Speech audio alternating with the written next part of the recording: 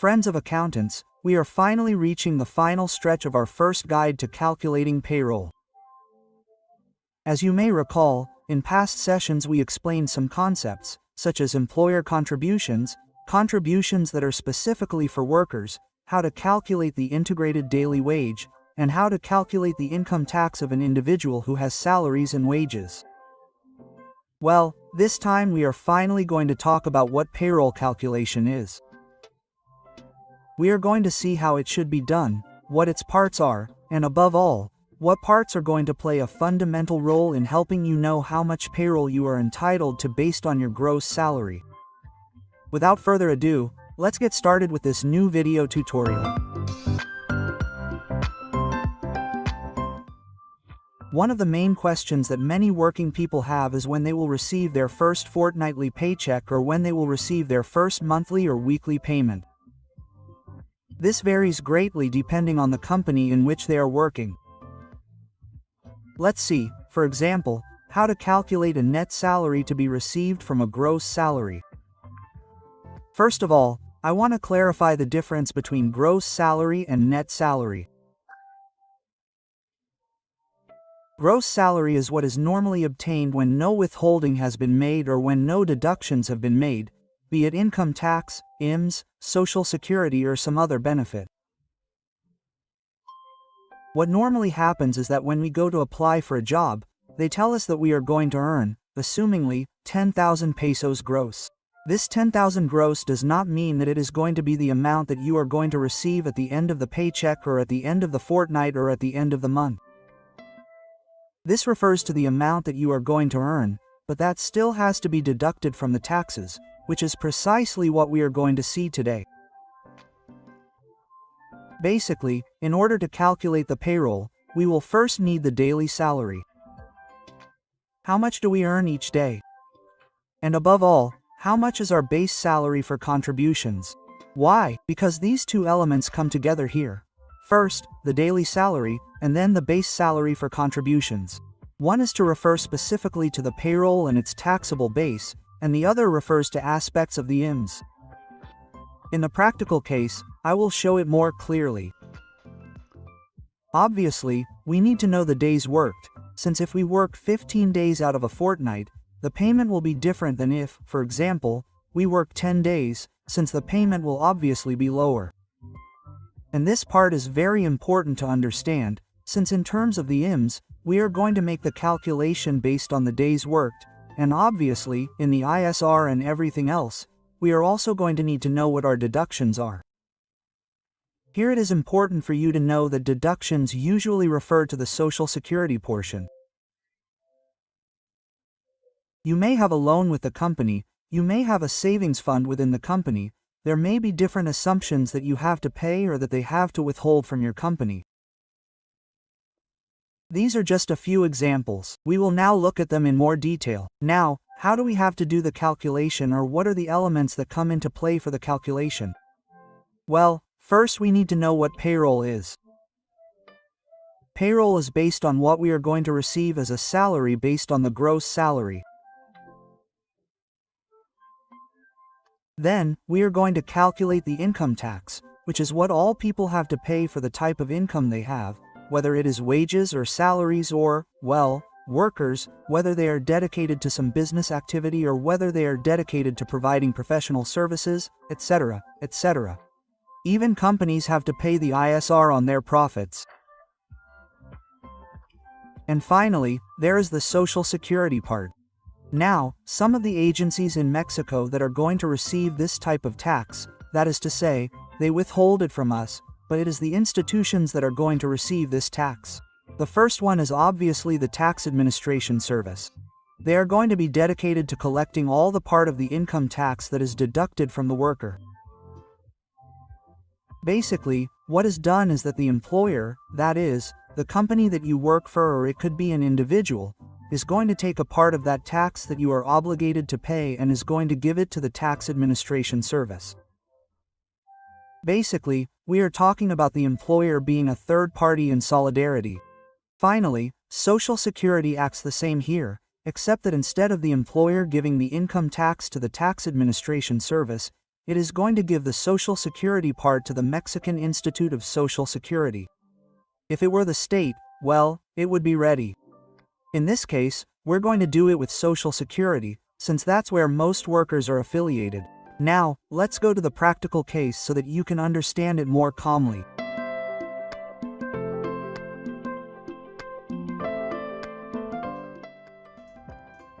Now, we're looking at what a payroll receipt format is. This is obviously a very simple format that will obviously vary depending on where you are and depending on the design or image that the company wants to give it. What are we going to show here? We're going to have a case of worker X. That doesn't really matter to us right now. It's simply worker X who is going to work for 15 days with a daily salary of 300 euros. Notice how here we're already using the first concept, which is the daily salary and not the integrated daily salary. Now we're going to look at this part in more detail. The first thing we have to do is find out what the earnings are going to be, which in this case for the worker are only going to be wages and salaries. To find out this, all we have to do is multiply our 300 pesos of our daily salary by the 10 worked, assuming that it is a fortnight, so that we will have 4,500 pesos as salary and wages for a fortnight or 15 days.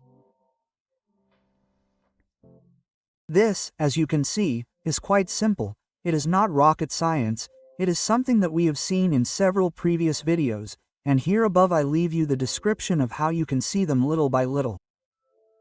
And now comes the part that becomes a little complex, which can be a bit rough, but you will see that it is not so difficult once we put it into practice.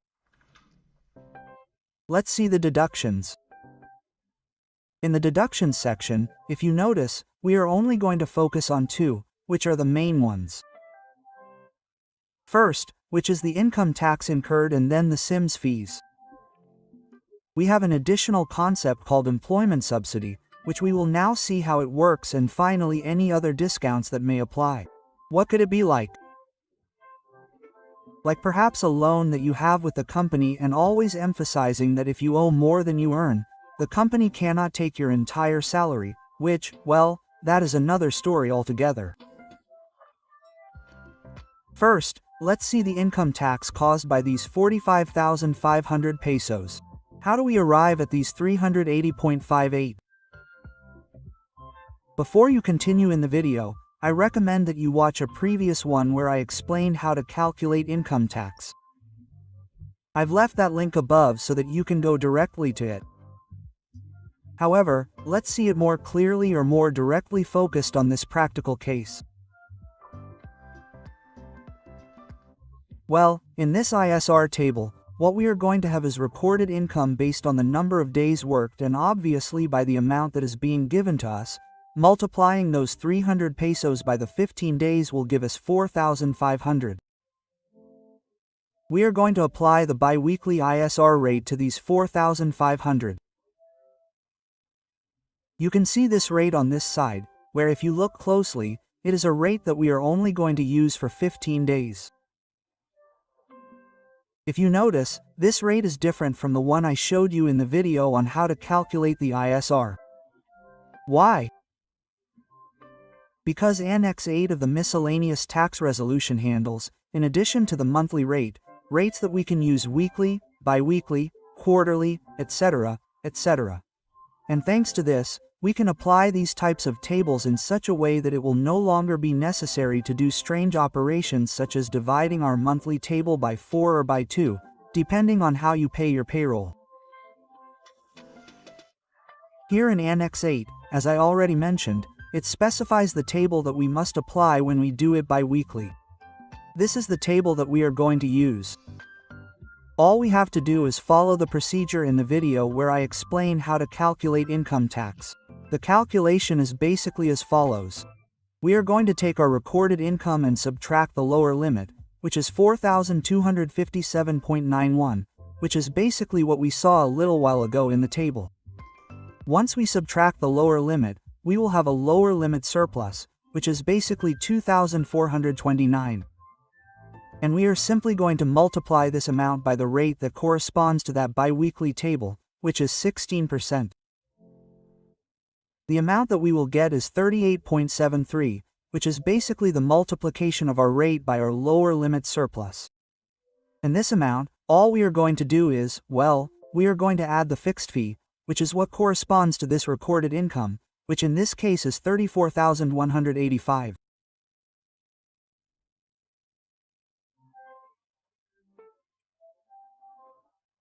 In such a way that we are going to have the first result, which is 3,380 with 58. This amount is what we are going to withhold bi-weekly from this worker who has this amount of 4,500.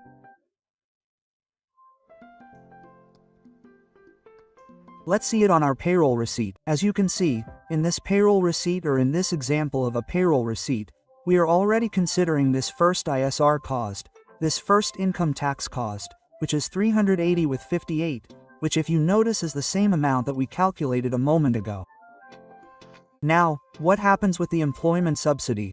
Normally the employment subsidy is given to people who earn less than a certain amount. Normally it is around less than 6,000 or 7,000. In this case, if we add the 4,500 plus 4,500 from the second half of the month, we will realize that this is a person who earns more than or equal to 9,000 pesos. Therefore, they are not entitled to an employment subsidy. The case would be different if, for example, we had a person who earned 200 pesos per day. In this case, we would have an employment subsidy of 145.35. How is this handled? Well, let's see it in this table. Just like the income tax table, there is a table called the employment subsidy. And this table is very similar to the ISR table, where we have to indicate the amount we earn every 2 weeks. In this case, since we obviously have the biweekly table, which is also reflected in Annex 8 of the Tax Miscellaneous Resolution. If you notice, here we have income from an income up to, that is, if I earn an income of 872.86 to 1309, I will have an employment subsidy of 200.70.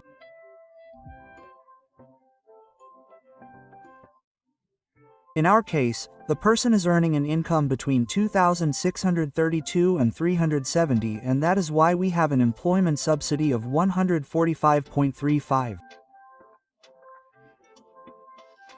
What happens with this employment subsidy? In general, the concept is that what the government does is help those workers who earn less than a certain amount, which is what I was telling you, between 6,000 and 7,000 pesos, less than that amount. What the government does is help them by giving them a small subsidy so that they can have a higher income than they actually earn. And how is this going to be done? Well, it will be supported through companies. What it will do is tell the company, your company, since you have the obligation to pay your workers, I'm going to allow you to pay them a little more so that they can earn more than what you're actually paying them. It's support that I'm going to give the worker so that they can receive more in their salary than what you're giving them. And then the employer will have a series of options for making use of that employment subsidy. Continuing with the example of the person who earns 300 pesos daily, we're going to see that there's obviously no employment subsidy. And now here comes the part that can be more complex in many cases, which are the SIM fees. Before starting with what SIM fees are, it's important to understand that we must do the calculations based on the integrated daily wage or the base salary for contributions. If you don't know how to do this calculation, I invite you to watch the video on how to calculate the integrated daily wage, which I'm going to leave for you up here. Basically, what we already have here is a cell where we are going to multiply our integration factor, which is 1.0452, by the daily wage. And in this way we will have the amount of 313.56. And so now we have our factor to be able to apply it to the SIM's fees. So let's get to it. In this small table where you can see the different categories that we have for the SIM's fees, we will see that we only have those categories where the worker has to contribute to Social Security. There are other types of benefits, but only the employer will pay them. Here I only show you those that the worker has control over and for which he will have to make contributions at some point. What are we going to do? The first thing we are going to do is to our integrated salary, which is 313.56. We are going to have it as a reference up here. In this first example, we have what is the surplus part. What does this surplus part mean? Normally, when we have a minimum wage, or in this case a unit of measurement and updating, that is 80.60, what the law tells us is that we must first verify that it does not exceed 3 times that UMA. Therefore, we have to multiply this 80.60 * 60 * 3 to see if it does not exceed according to the daily wage. Since it is 241.80 and our integrated daily wage is 313.56, what we must do is take out a difference. That difference is 71.76. And what we basically have to do is multiply this 71.76 by the 15 days that he worked by the 40% point. In such a way that we will have a surplus of 4.31 that the worker will be contributing and from which they will deduct from his payroll. Then comes the part of monetary benefits. This part of monetary benefits is very simple. All we have to do is multiply our 313.56 by the 15 days by the amount that we are contributing, which is 25%, and in that way we will have 11.76. As you can see, it is quite simple. We already explained it in the video on how to calculate SIM's contributions, which by the way I will leave you here above again. And what we are basically doing is removing those small percentages that the worker must contribute. The same happens with the part of benefits in kind. We are going to multiply the 375% by the 15 days by the integrated daily salary, which is 313.56. This is where the impact of how to calculate the contributions through the integrated daily salary is reflected. The same will apply to the disability and life insurance category.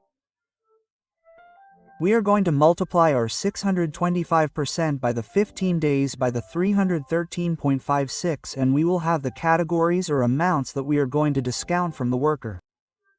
The same happens with severance pay and VGZ. We are going to multiply our 1.125% by the 15 days by the 313.56. And in this way, the only thing we are going to have to do is add each of these amounts so that we can have the amount that we are going to be subtracting from the worker. And in this case, we are going to have a total of 116 pesos with 10 to withhold. Let's go back to our payroll example. Since we have this data, which is the SIM's fee, the only thing we are going to have to do is add the deductions, which is basically adding this up. And now we have that for the worker who earns 4,500 pesos, we are going to subtract the deductions, which are 496.60. And then he will have a net salary of 4,000 with 3/40.